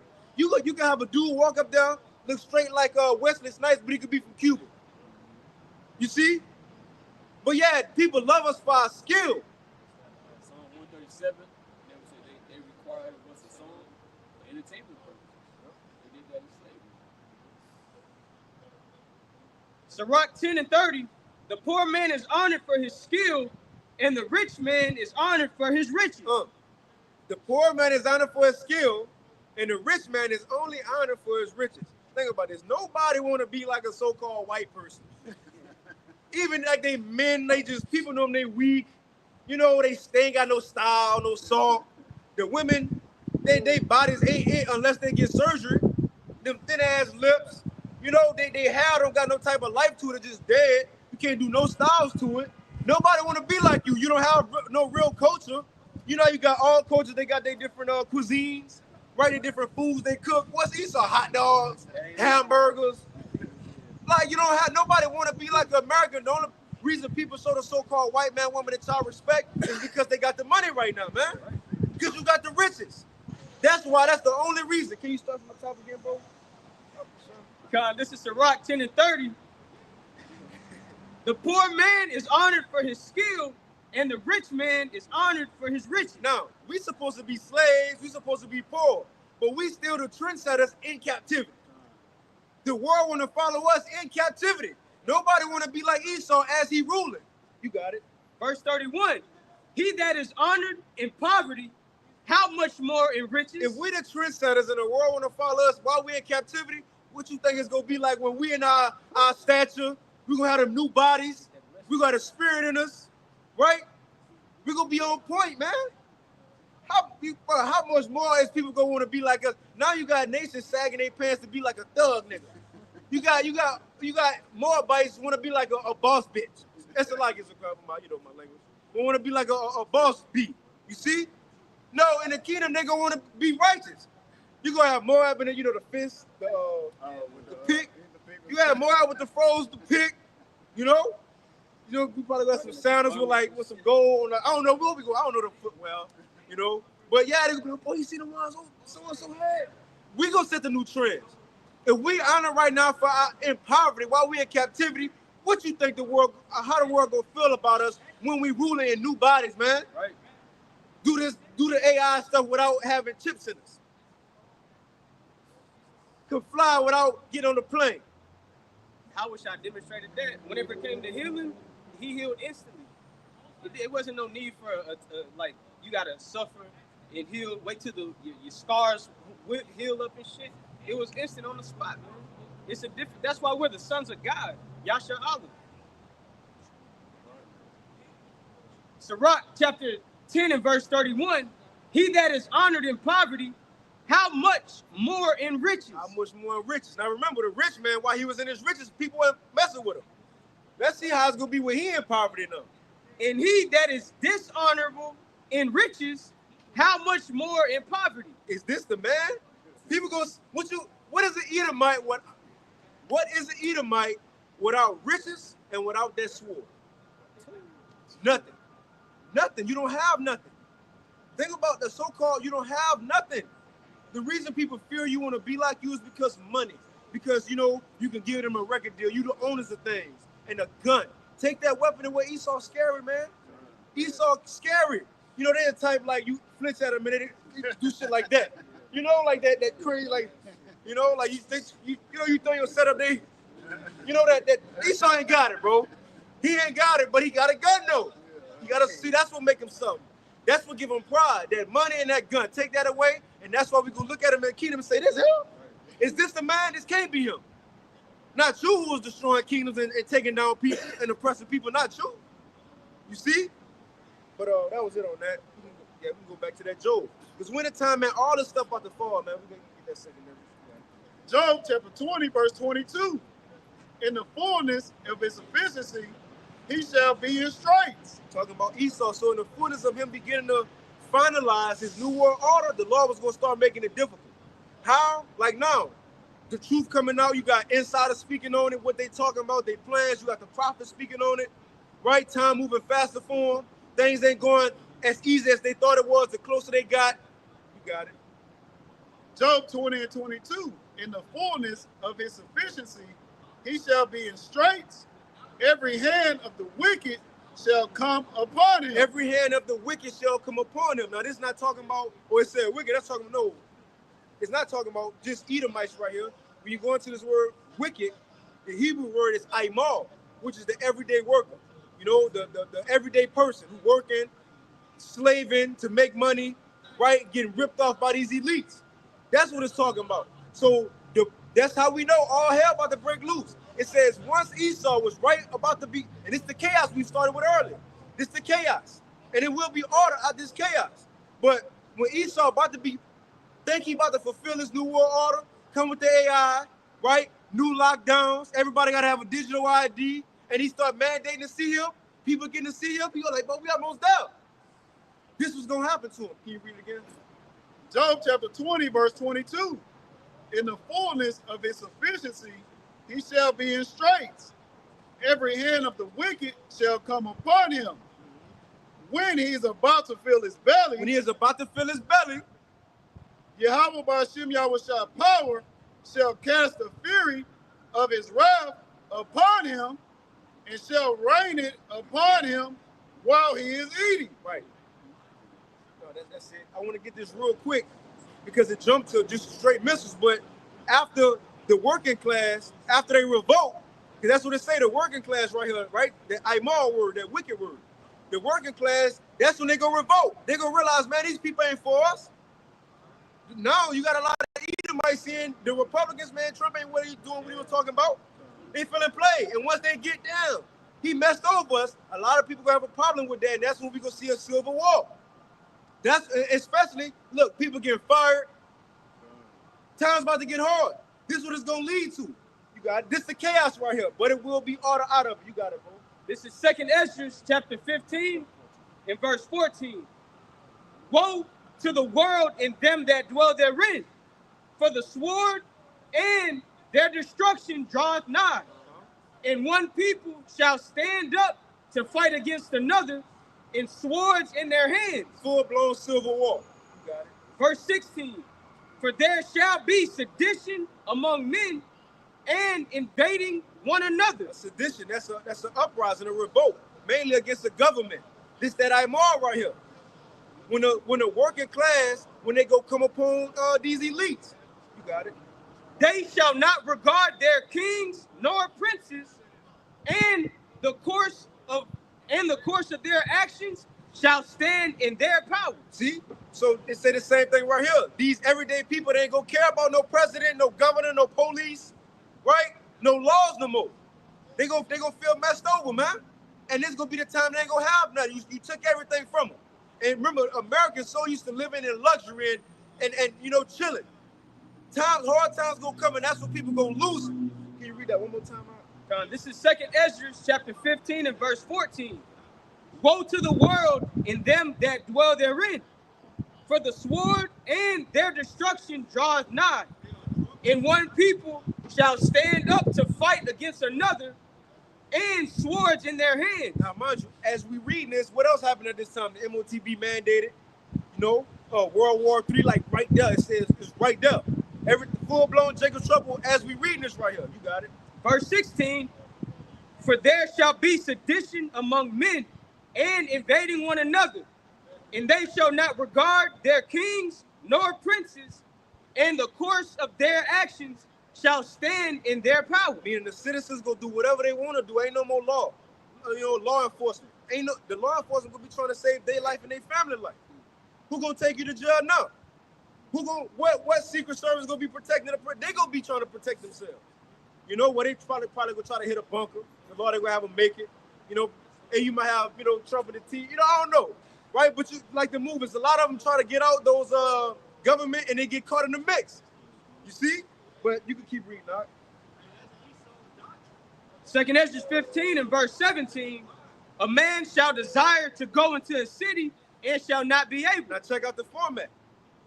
It says once that happened, can we read this in the GNT from here on out? 2 Ezra 15 in the GNT from here on out. Now check this out. It says once the people start revolting, going against the government, not caring about no laws, this was gonna happen. Now we got to go back to what Trump signed with the DOD. I forget like the actual name or numbers of the legislation, but they said if the public, the everyday policemen, the state policemen, if any uproars happen and they can't handle it, they can send in the troops. And they said the troops is gonna come in and use deadly force. This right here, which means that once these people try to cause these uproars and come against the government, you can see martial law.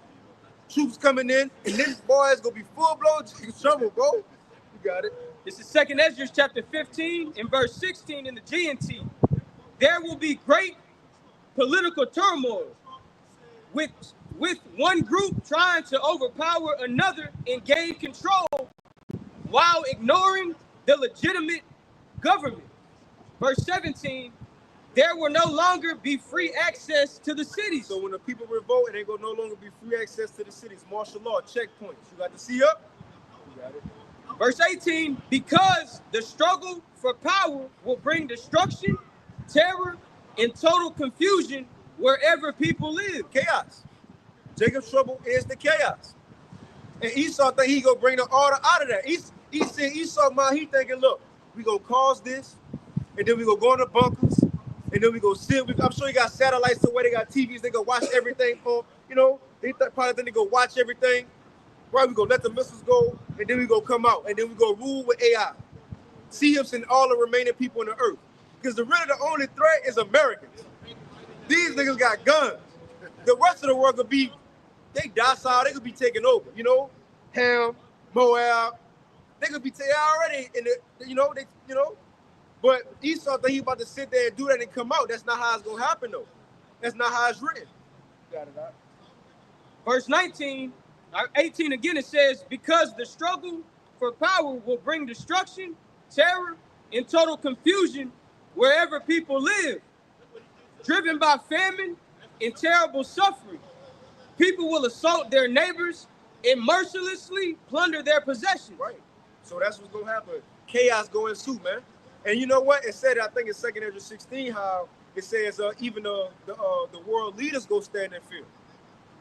That's when it's gonna be out their hand. Remember, Pharaoh thought he was big and bad as magicians. They threw the staff and turned to a snake. Oh, we could turn water to blood too.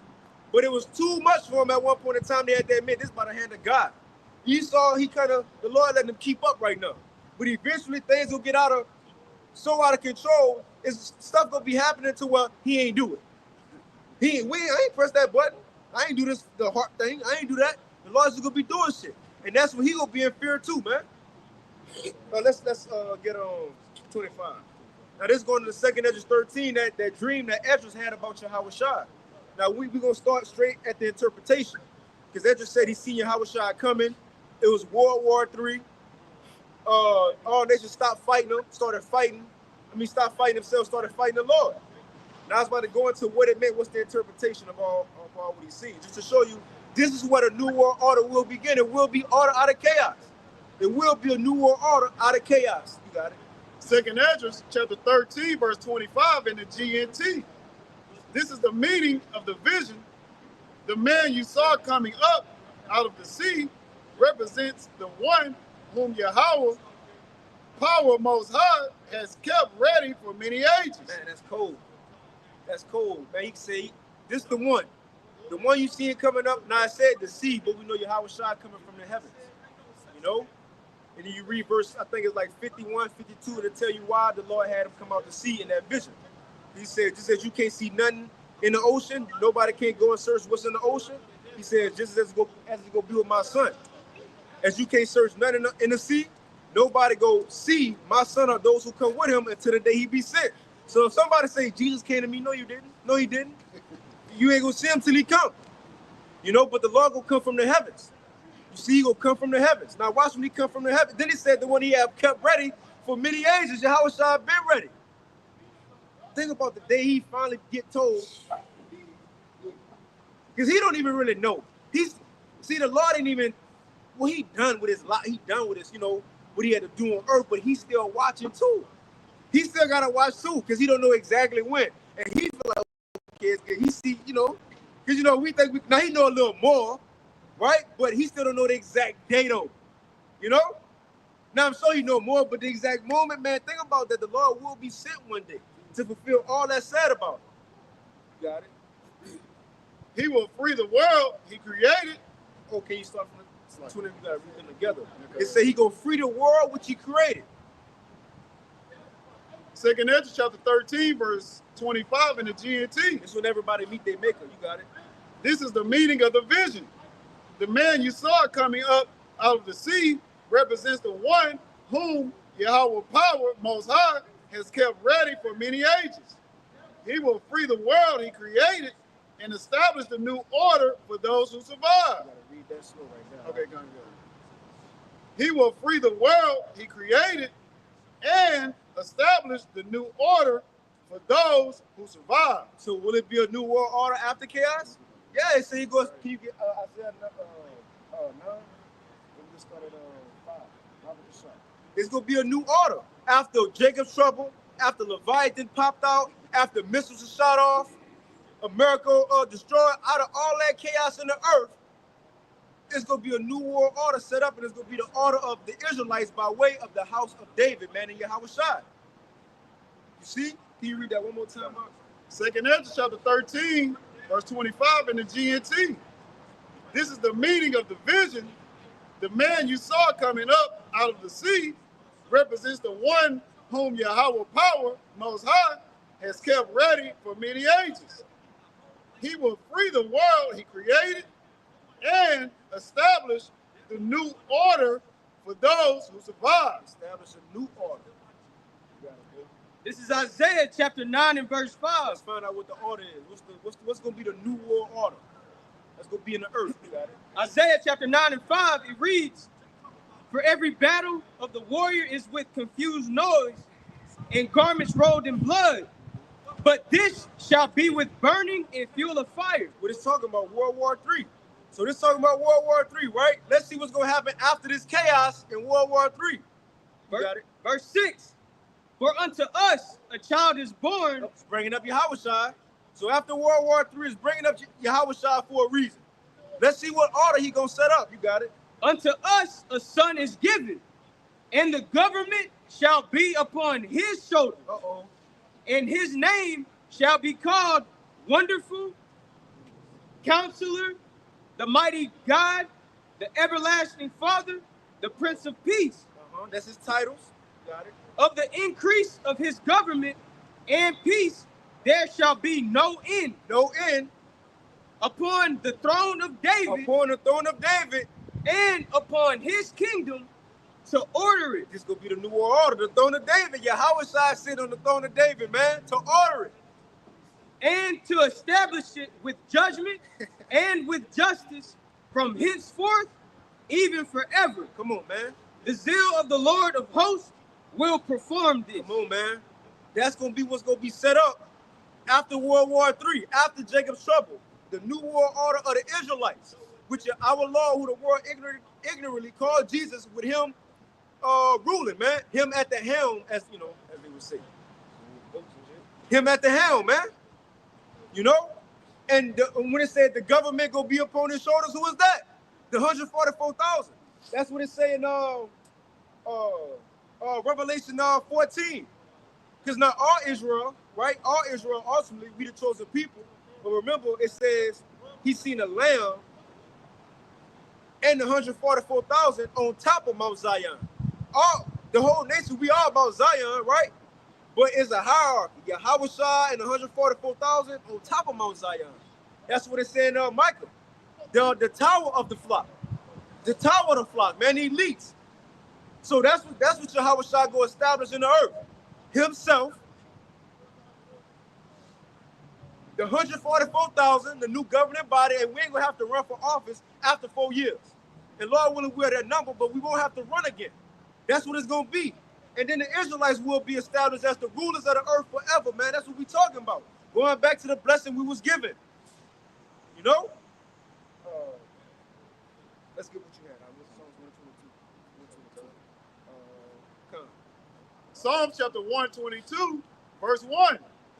I was glad when they said unto me, let us go into the house of the Lord, Yahweh B'Shem Yahweh Shai. Our feet shall stand within thy gates, O Jerusalem. Now this going to us being in the kingdom. We're going to be established. You got it.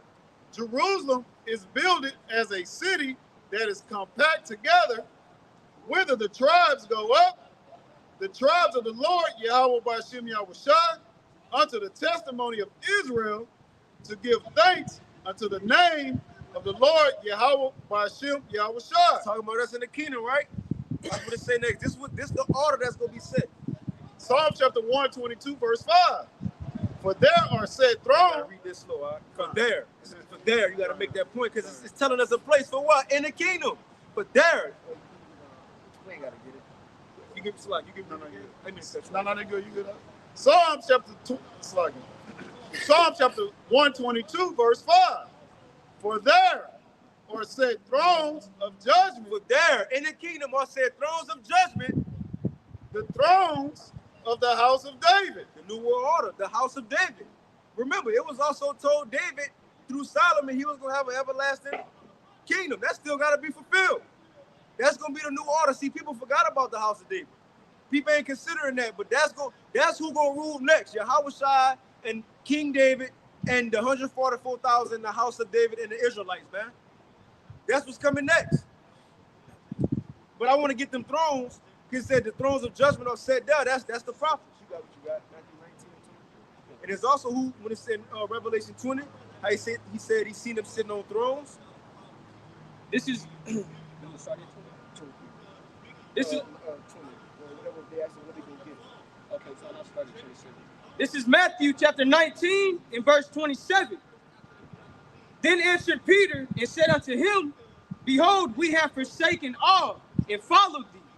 What shall we have therefore? Lord, we did the work, we still following. What we gonna get from this? And Yahweh Shai said unto them, verily I say unto you, that ye which have followed me in the regeneration. Y'all go back on earth in reincarnation, y'all still doing the work? All the way to the end, ultimately.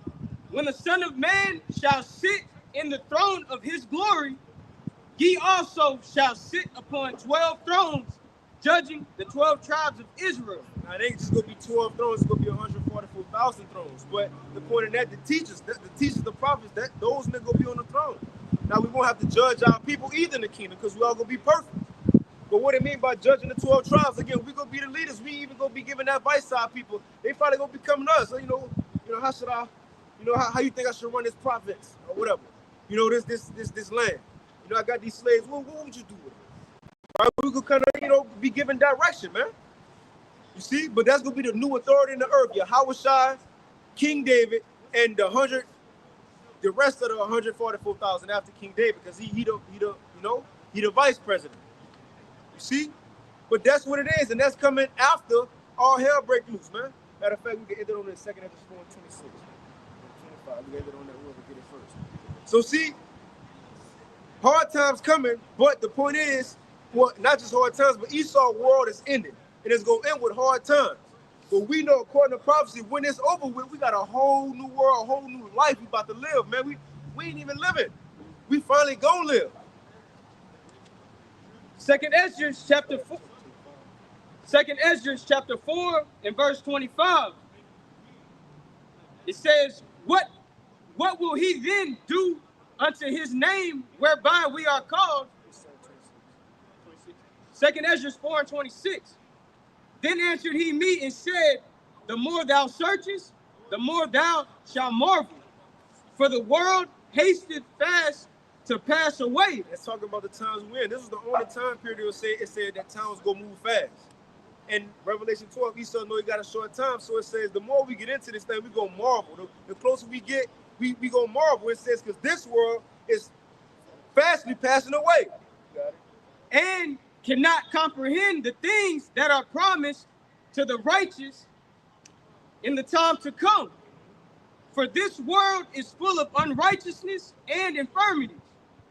But as concerning the things whereof thou asked me, I will tell thee. For the evil is sown, but the destruction thereof is not yet come. Right, so we see America on its way out. There's a lot of wickedness going on. There's going to be more attacks that happen. You know, and we know this place eventually going to get destroyed. And we see it's at that level, but it haven't happened yet. Right? Verse 29.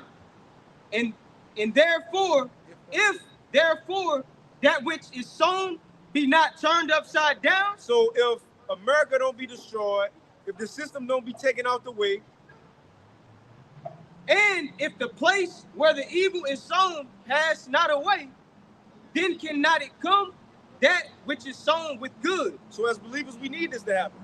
The worse it get in the world, the better it is for us. If America don't be destroyed, if Esau don't fall, if a so-called disaster don't happen and we can't go to work no more, you know, if Jacob's trouble don't happen, if the sea hip don't come, if missiles don't be shut off, we'll never get in our kingdom, man.